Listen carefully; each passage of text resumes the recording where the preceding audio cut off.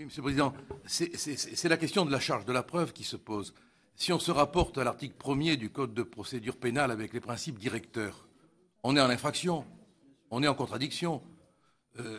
C'est un principe de démocratie judiciaire. La charge de la preuve incombe, depuis 1789, à l'accusation. Alors, il y a, c'est vrai, de plus en plus de glissements vers l'obligation pour l'accusé, le prévenu, dans des infractions formelles, de rapporter la preuve qu'il n'est pas coupable. On institue une espèce de preuve impossible, quoi.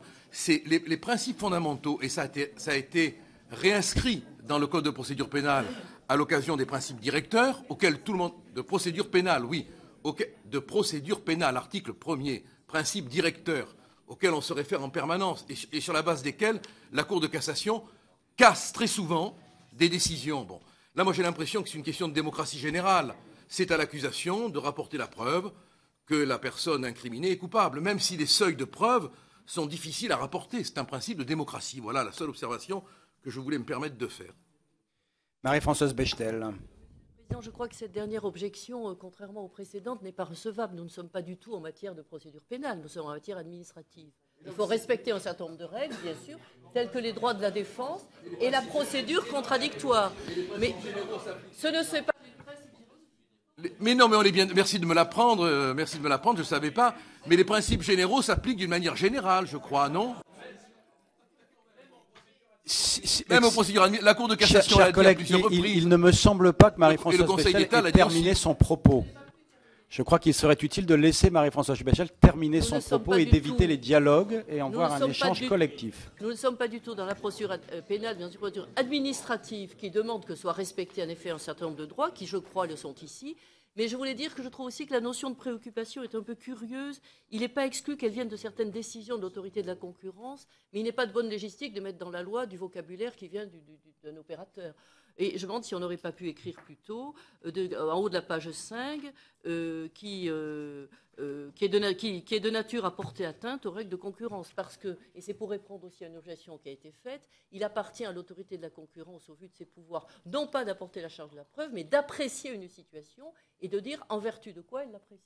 Par conséquent, à vue de nez, il ne faut pas écrire sur le tas, mais enfin, je pense quand même que si on écrivait de nature à porter atteinte aux règles de la concurrence, ça serait peut-être plus précis que la notion, en effet un peu floue, de préoccupation. Merci beaucoup. Guillaume Larrivé. Oui.